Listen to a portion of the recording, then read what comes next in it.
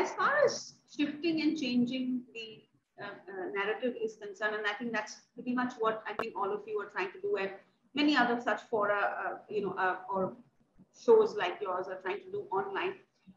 Do you think that they are making a dent, though, in shifting the narrative?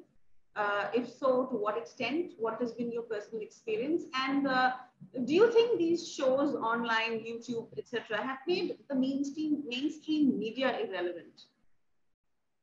As far as news or opinions are concerned, or seeking opinions are concerned. I mean, I can talk about the YouTube space. I definitely do think it's made a dent, and it's making a dent as we speak as well. I think online content played a huge part.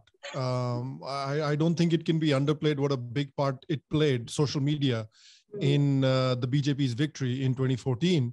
And again, in 2019 as well. If social media was not around, and if we were only relying on mainstream sources to get our news from, I don't think BJP either A, wins, or wins with the margin that it did win. I definitely think it makes a big dent. If you look at the big mainstream channels that are popular right now as well in terms of news, you look at Times Now, you look at Republic, you can make a good case that both of those channels are right-leaning. And it has happened because all of these mainstream news channels have noticed, people like Republic and Times Now, that look at YouTube, look at what people are watching on YouTube, look at how many now, channels and shows, etc., whatever podcasts there are. And there is clearly a gap in the mainstream media market that the audience is looking for. So instead of mainstream media, they're going to YouTube. So we need to fill that gap. And that's basically what Arnab Goswami did, whether you like him or you dislike him. You have to give him kudos for realizing that there was a gap in the market, and he filled that gap. And now look how well Republic is doing. So it definitely has made a dent. There was definitely a great amount of hunger among the Indian audience for content like this. And the result of content like this is, like I said, channels like Republic TV. You have Kushal made a very good point on the podcast a couple of weeks ago that films like the Kashmir Files, they don't get made if this environment wasn't previously created. If the BJP was not in power, if these kinds of shows were not there, a film like Kashmir Files maybe doesn't get made. If it gets made, it doesn't become as wildly popular as it became in 2022. You can make the same case with the books that are coming out. Vikram Sampat's book, Jesai Deepak's book, all of these scholarly work that's also coming out. I think it's come out because an environment has been created by social media accounts, by YouTube shows, by podcasts like Kushal's, by people like Abhijit, where the ground is extremely fertile for these kinds of endeavors to become successful. So yeah, I definitely think it's made a big mark. And I still think there's a lot of room to grow. And, the Western right wing, whether there's a lot that all three of us disagree very strongly with the Western right wing, but I think they have created a pathway which would give the Indian right wing, Dharmic wing, whatever you want to call it, a lot of ideas as to how to grow further. Correct. And also to add quickly to that, remember when Arnab left Times Now to create Republic, he didn't cannibalize market share. He actually expanded the market share. It went from Times Now having 40% of the market to Arnab taking away another 40% of the market. So maybe Times Now came down to about 35, but 40. And so, it became 75% right wing. And then 15% was that Aaj Tak India Today. And all the left wing, and India Today is like, some days it's here, odd even. And the remaining 5 to 7% had to be split by all the left wing.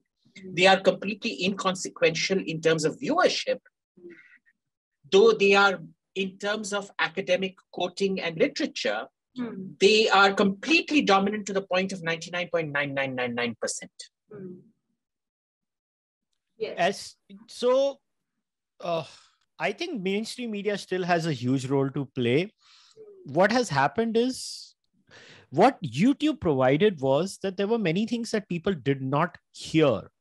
So when as they say, nature abhors vacuum. And when you create a vacuum, then somebody is going to start speaking. And I think that content was there.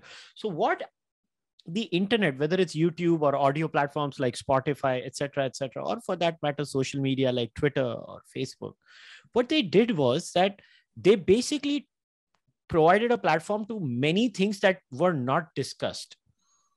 The reason I think Republic came, and now what has happened is sometimes people on YouTube do respond to what Republic says or what Times Now says or what NDTV says. But nowadays, if you check, a lot of times they see what people are saying and they pick it up and they start, running with it and speaking about it. Yeah. So what has happened essentially is, now I'll give you an example of my own family. Like my parents, they were not YouTube consumers, but I have seen a distinctive shift in my parents' consumption patterns. They still watch news. Let me be very precise here. Like they'll have their 7 o'clock se lekar wo 10 baje tak ka spurts of news. But the rest of the day, they are randomly on WhatsApp. Yes. My parents, I know, they're like constantly. All the links are coming on WhatsApp and they're watching this avidly. Yeah. So the way the senior citizens have picked up on YouTube, like I get amazed. Like, I don't know content creators. My father does.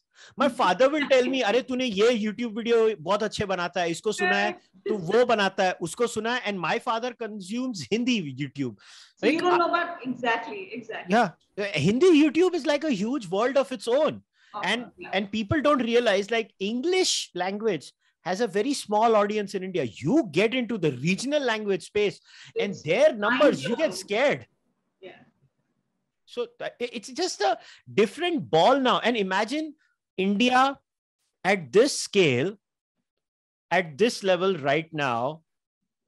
And imagine what's going to happen when we become a $10 trillion economy. You're going to have YouTube multimillionaires. You're going to have that. You will. In fact, YouTube is now, most of the revenue that YouTube is getting right now is slowly shifting towards the Asian market from the American market. They are slowly veering towards, because they realize this is the numbers are so huge in India. Yes. So it's a very interesting time. I think the content landscape, the reason this changed was primarily Modi won in 2014. And then what happens is, like Sham said, right? Kashmir files banti kaise? So people get confidence. Okay, ye wapis jeet gaya hai. Chal movie banate hain.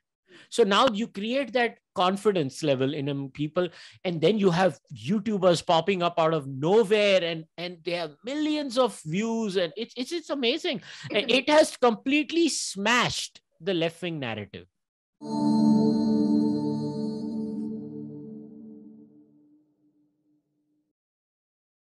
Please remember to subscribe to us and switch on the notifications for this channel.